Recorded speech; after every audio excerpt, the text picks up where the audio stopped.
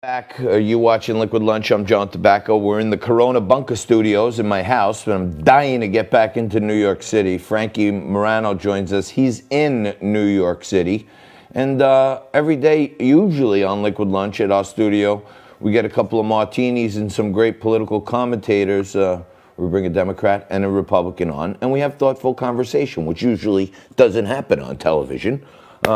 But we're mixing it up from afar, from a social distant. Frank Morano is in New York. Richard Roth is in outer space. And Joe Pinion is with us also. Hey, Joe's a Republican strategist and philanthropist. And Richard Roth is a prominent New York attorney who happens to lean to the left. Richard, Joe, welcome back to the Zoom Liquid Lunch. Good to be here. John, it's been a while. How are you? We're doing good. Where have you been hiding, Roth? I've been hiding just with the Democrats. You know me. If my candidate was Joe Biden, I'd be hiding too. Man, you got to look at those ratings. 43%'s not winning. Well, Frankie doesn't like when I get into polls, but, the polls, see how well the polls worked out last time. You got me there. That's for sure. So, guys, the big news of the day, of course, the charges dropped against Flynn. You put on the TV this morning, and, all the left-leaning channels are saying, oh, my God, what a travesty. All the right-leaning channels are saying, this is the time, Comey's going to jail, Clapper's going, I want to ask you two guys, because I know you're both sound thinking guys. Richard first, what's the real ramifications on this from a legal standpoint? You're an attorney. So you're right. It is crazy. I mean, the Republicans are looking at this as vindication. The Democrats are looking at this as a travesty. The big question here legally is whether or not our dear friend, Mr. Barr, who infiltrated himself in the Stone trial, wrote a 2-page letter after the Mueller report saying that Trump did nothing wrong, whether or not this was Barr's doing or whether this was, really a lack of evidence. Let's not forget, Flynn was fired by Donald Trump because he lied to Pence. And he also pled guilty to lying to the prosecutor. So the fact that they let him go, it's one of two things. Either everything was a charade, as Hannity would say, and it was a farce and it should never have happened, or Mr. Barr is meddling where he really shouldn't be meddling. I'm betting on the latter, although I bet you Joe's betting on the former. Joe? I come from a school of thought that two things can be true at the same time. And I think in this case, we could be looking at the case where four things are true at the same time, that both sides are correct in some ways, and both sides are wrong in some ways. I think it's without question that General Flynn lied. He lied to the FBI. He lied to Vice President Pence. Those things are not in dispute. It also seems to not be in dispute anymore that the FBI continues this investigation beyond them having a good faith basis for them to do so. And I think if that is going to be the threshold now, if the legal system in this country is saying that if that is to occur in the course of a case, irrespective of whether the defendant has pled guilty to the underlying offense, that the case will be thrown out, then that's just what the law is going to be. I'm not a lawyer, but I can tell people that if that is the standard, that I think there are a lot of people in federal prison right now who should be having attorneys drawing up appeals. Because the fact of the matter is that I think this type of malfeasance, if this is now being deemed malfeasance, happens a lot more often than people give it credit to.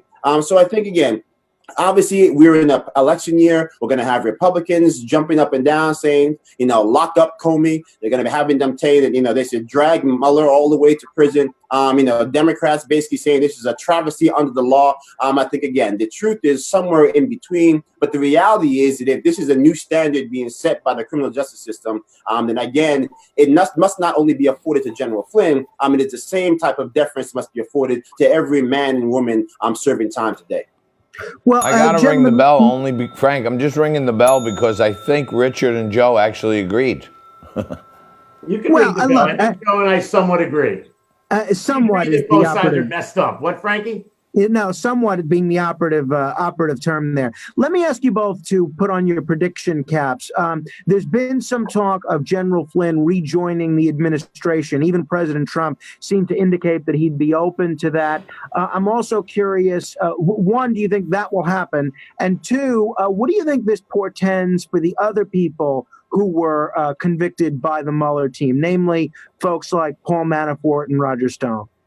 So question one is, I think Trump would just because of knowing who he is, and when he said that everyone's scum yesterday, he would want nothing more than to hire Flynn, notwithstanding the fact that he fired him for lying. But I think he's going to try to rub salt in the wound, which I don't necessarily think it's not going to.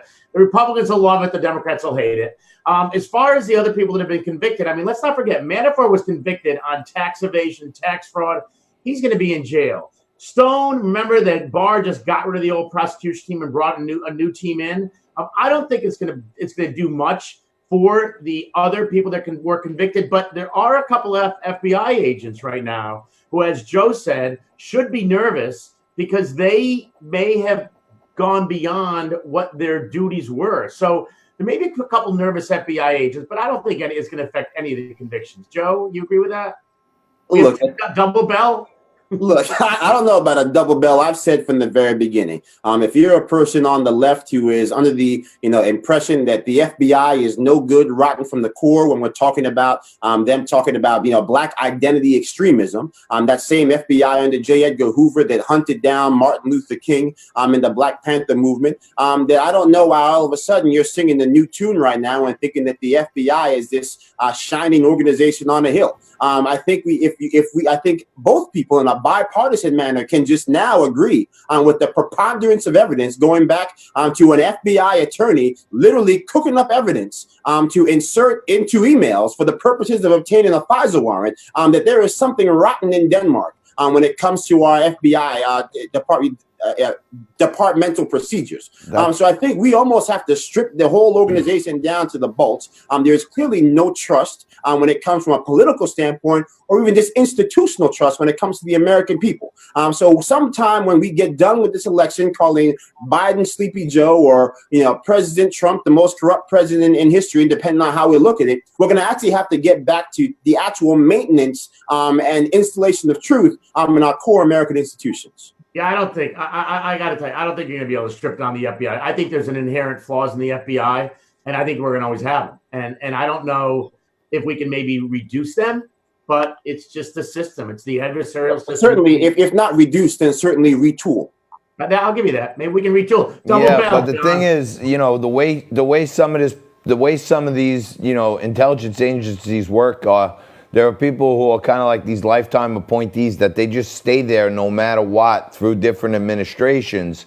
And when you say, Joe, take it down to the bolts and everything, I think that's where the holy war will really be fought. If someone wants to go that deep to take it down to the bolts, that means you got to take, basically every lifer and categorize them as a potential deep stater and get rid of them all. But I've said it, Rich, you're an attorney here in New York. Some of the things I've seen here, they cooked up information to trick the judge into giving him a FISA warrant. It's something out of a Netflix movie, and I said it a million times. If these guys have vowels on the end of their names, they'd all be in a RICO case. Well, listen, I do think that if the FBI overstepped their bounds, then it's the FBI's job to control itself. I don't know if Barr, who himself has been so politicized by this whole thing, is really the guy to run the show. But we'll see how it plays out. I would not be surprised if Flynn gets a job at the White House, though. All right, we're going to take a quick break. We're going to take a quick break. Those cases get waived now also. Yeah, it's like everything else. We're so polarized. It's like, like Joe said, they both could be right. They both could be wrong. It gives you so many options. But, now that Flynn is, the charges are dropped, we have that whole other conspiracy, coming in now. Investigate the investigators. And the seesaw just keeps going back and forth between partisanship. But to me, practicality says Andrew McCabe admitted to lying himself as the director of the FBI. If he's not going to get some kind of charges against him, Nobody is, to Joe's point. But we're going to take a quick break. We're going to come back right after this. Joe Pinion and Richard Roth are going to stay with us. Frankie's with me the whole 2 hours. You're watching Liquid Lunch. We are going to take a quick break right here and come back to you with more Liquid Lunch Freaky Friday right after this.